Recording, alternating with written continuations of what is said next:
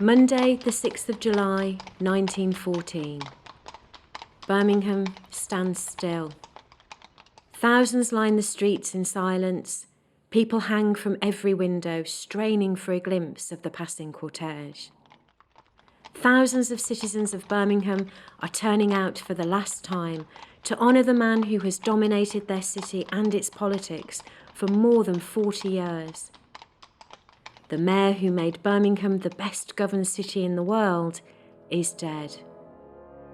Joseph Chamberlain.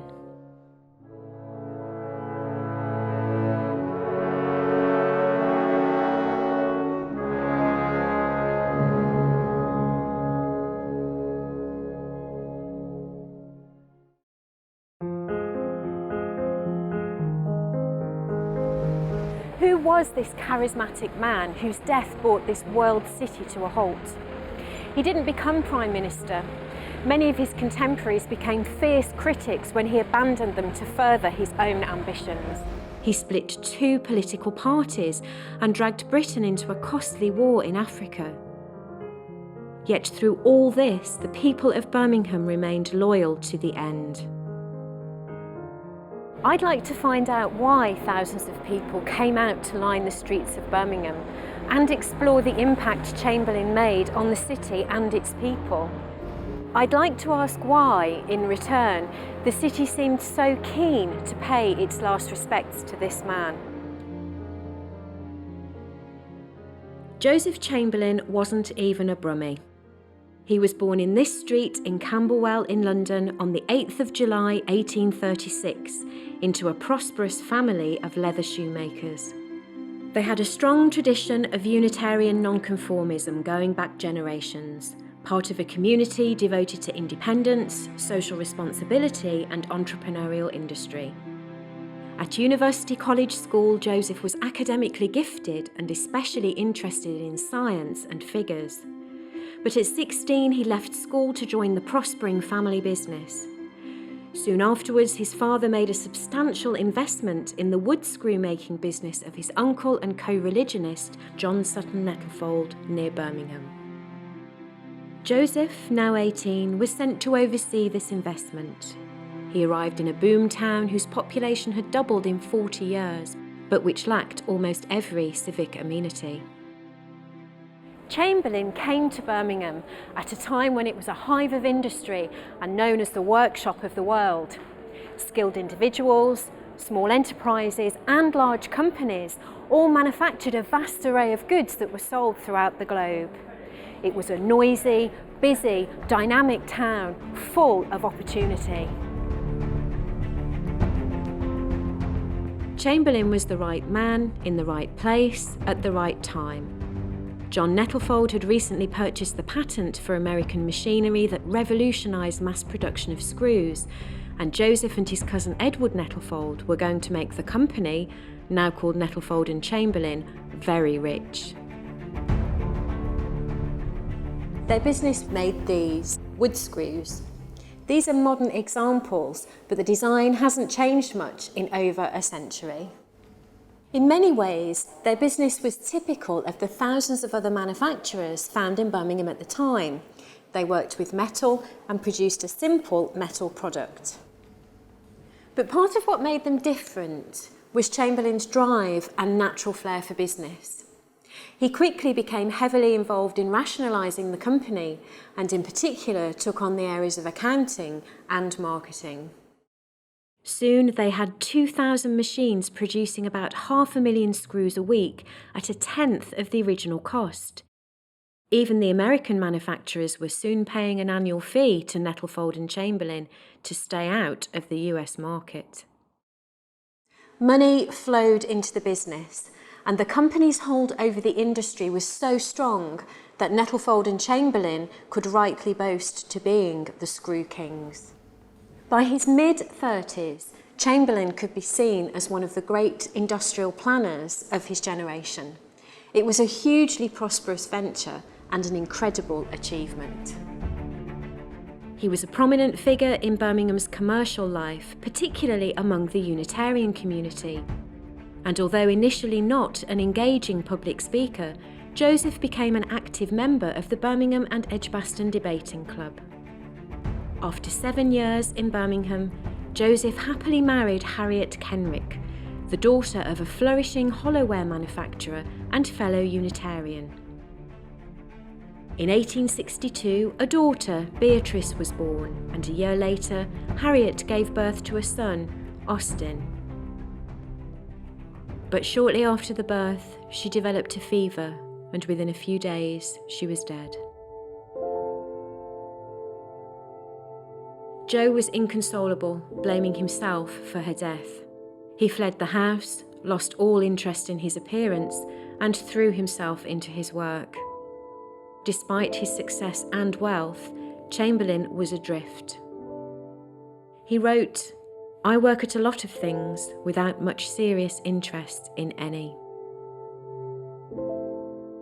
Outside business, his only diversion was voluntary school teaching, which he had begun some years before. Now he spent Tuesday nights teaching history to teenage boys at a Unitarian church in Broad Street. Many Birmingham business leaders, particularly the Unitarians and other nonconformists, believed that compulsory education should be non-denominational and a civic responsibility. At this time, Birmingham's education system was in crisis. Less than half of the city's children attended a day school, and many teenagers and young adults were illiterate. This campaign attracted Chamberlain, as his biographer, Peter Marsh, explains. He was a Unitarian, it's a rationalist form of Christianity, but is very socially concerned. So he was concerned about the impact of his business on the workforce, and he's concerned about the impact of his industry on the well-being, social well-being of Birmingham. He articulates that worry in 1865. The next year, George Dawson, at the opening of the first library of Birmingham, proclaims what we now know of as the civic gospel, saying the town council has moral, social responsibilities for the people of the town as great as, if not greater than, those of the churches. Dawson preaches the gospel. Joe Chamberlain puts it into practice. The most radical thing about it was the willingness to use governmental power for social improvement. The issue that concerns him first is elementary education, and he becomes chairman of the executive committee of the National Education League to get elementary education broadly. That draws him to local leaders' attention, and he's pressed to stand for election to the town council. He becomes the candidate of the most radical reformers. And there's a crucial set of local elections in 1873, and the radical reformers win, and immediately Chamberlain is elected mayor. It's a very, very swift progression. The municipal administration, which Chamberlain now led, was only 35 years old. The death rate was higher than in many other industrial cities. Public services were inadequate or non-existent, and there was no municipal property in which to hold council meetings. Chamberlain was about to change all of this. Chamberlain had enormous charisma, I think, enormous drive as well, and energy, and sometimes he steamrolled those who opposed him, and hence sometimes a reputation of being a dictator, but a kind of benevolent dictator. He knew what he wanted doing. The Birmingham public liked that. That's why they elected him. He was a do-something politician. So what were the first things that he did for the city? Chamberlain's mantra was to take into public ownership, democratic ownership, the vested interests that were running Birmingham, particularly the ones supplying gas, water, the public utilities. And gas was supplied by two private companies to Birmingham. and they were dragged kicking and screaming into public ownership. But within a year, that business was making money for the council, 34,000 in its first year. And that sent out the perfect signal that this was a well-run, profitable establishment, Birmingham Corporation, and that you could go to the banks for more money for the next big project. Now, water was a much bigger affair because it was about health. Birmingham's reputation as a very healthy, clean, watered city was disappearing with the growth of it and with the growth of industry. So it was running out of clean water. It was privately owned. There was a waterworks company. Here's an issue that changes the lives of everyone. It's not just about economics. Chamberlain's there to push the Act, the Corporation Water Act, through Parliament. Birmingham took its politics out of the city and over the border into Wales. It involved the sourcing of clean, limitless supplies of water higher than Birmingham so that it could come by gravity, and the building of reservoirs, dams and an aqueduct. To build an aqueduct, 73 miles, was ambition at a level that hadn't been seen in local government up to that point. The municipal ownership of gas and water were the profit-making parts of the business, but that allowed that much wider municipal mission and vision, which didn't make money, but which improved the lives of everyone. So the provision of schools, the building of swimming baths, to roll out a wider library service, to create parks and green spaces in the cities. It was about improving the lives of people from the bottom up. But it was his masterful financial management that underwrote it all. While he proudly boasted that the investment in Birmingham was greater than the national government's investment in the Suez Canal, the rates could still be reduced by 6.5 pence in the pound.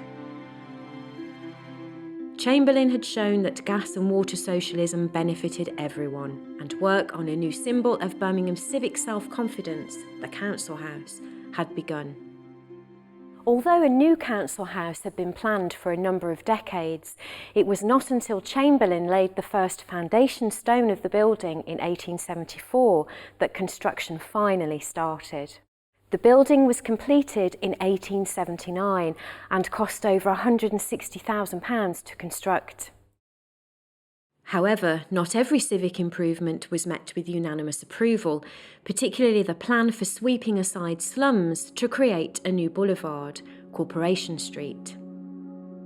There was an Act of Parliament passed, the Artisans' Dwellings Act, and what that said was that corporations could compulsorily purchase and redevelop an area of their town or city if the death rate there was above a certain level.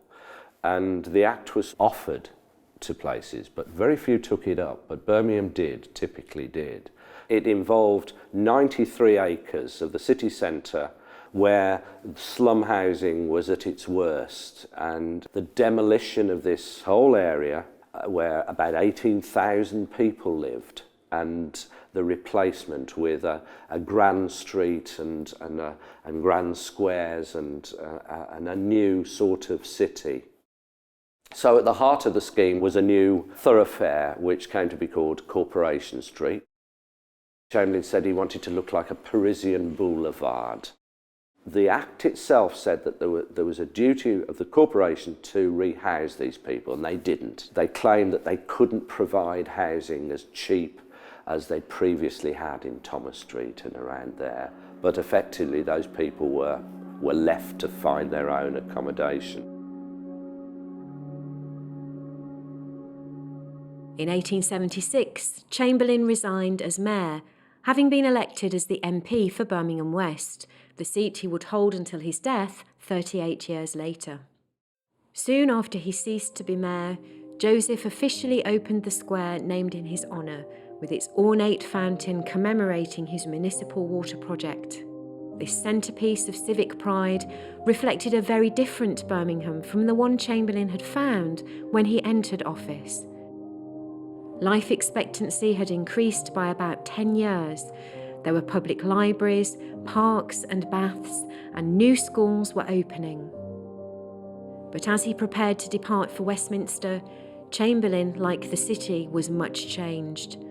Once again, public success had been tainted by domestic tragedy, when his second wife Florence died in childbirth.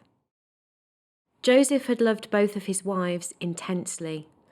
When Florence died, he wrote that they had each brought him the highest form of human happiness. By their deaths I have been called on to bear the keenest pain and intensest sorrow. This sorrow was so deep that it drove him away from the Unitarianism which had guided his public life. I gave it up once and for all, satisfied that there was quite enough in this life without bothering about what is to come afterwards, he wrote to a friend. The alterations in his character showed in his public and private life. While he remained an engaging figure, even those who were closest to him found him difficult. Beatrice Webb, who almost became his third wife, wrote in her diary, "He assumes, almost asserts, that you stand on a level far beneath him, and that all that concerns you is trivial, that you yourself are without importance in the world, except in so far as you might be related to him." This often aloof, ambitious and self-centred figure was a dominant and often domineering politician who was always at the centre of the Westminster stage. In the words of Winston Churchill, he was the man who made the political weather. He was the first industrialist to sit in the cabinet, firstly as president of the Board of Trade and then as colonial secretary. But throughout his career, Chamberlain repeatedly alienated allies and would switch sides to further his personal ambitions. In 1885, he split the Liberal Party over the issue of Irish Home Rule, and that year was one of the founders of his own party, the Liberal Unionists. In 1904, his aggressive crusade for imperial tariff protection split the Liberal Unionist and Conservative coalition, condemning the government to an overwhelming defeat. Because the highest office always eluded him, it's difficult to point to any substantial legislative achievements on the national stage. But in Chamberlain we do see the first truly modern professional politician. If you look at this cartoon from the Dart from 1880, it shows Chamberlain effectively turning a machine, an electoral machine, and controlling not only the electorate, he's actually controlling the national organisations. And of course, because he controls the machinery, he can control everything.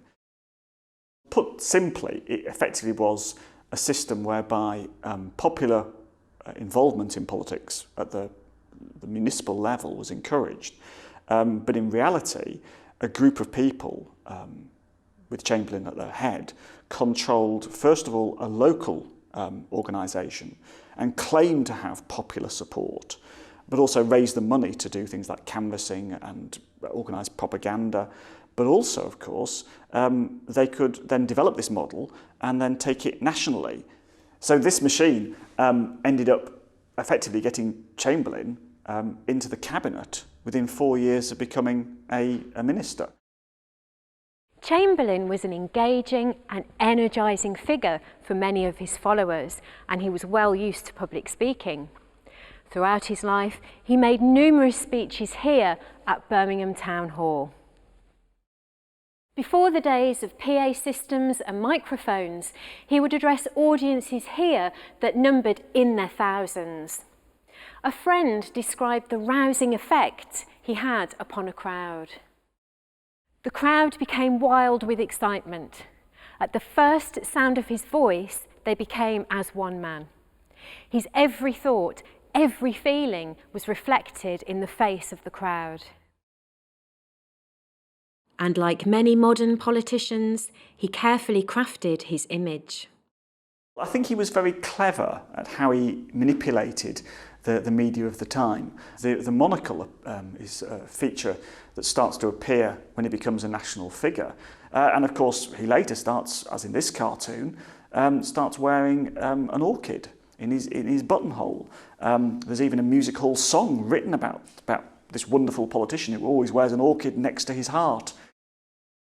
It's a very clever technique so that he becomes instantly recognisable and of course becomes very easy to draw, because it doesn't matter how bad you are at drawing, you just stick a monocle on it and everybody knows it's Chamberlain. It was an image that was well known in Birmingham.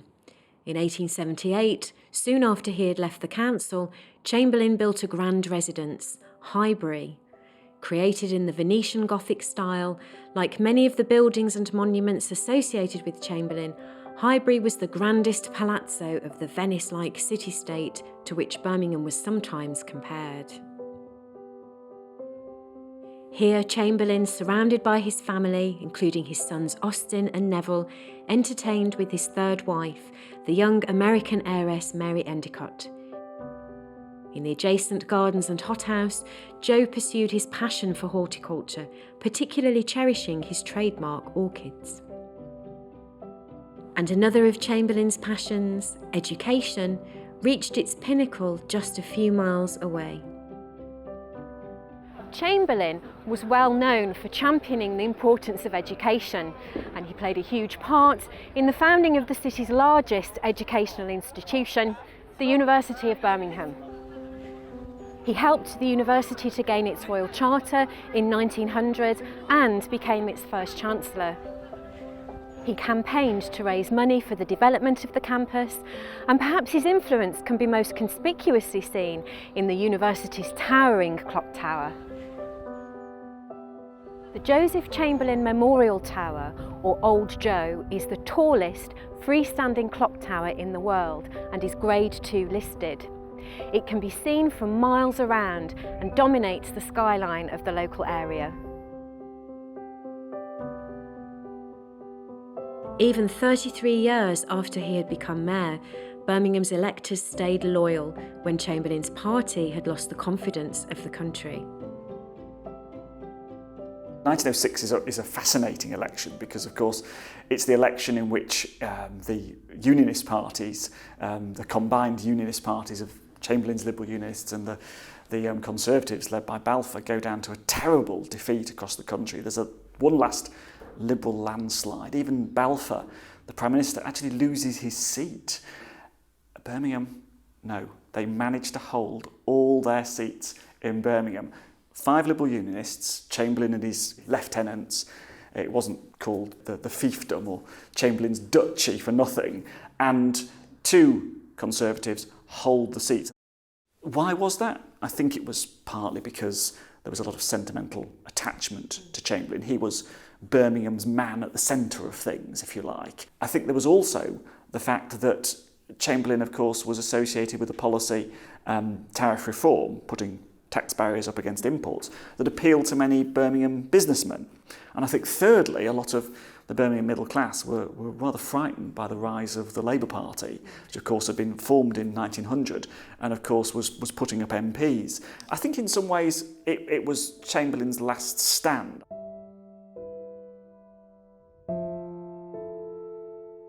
Soon after his personal triumph in Birmingham, Chamberlain suffered an incapacitating stroke, and he died on the 2nd of July 1914.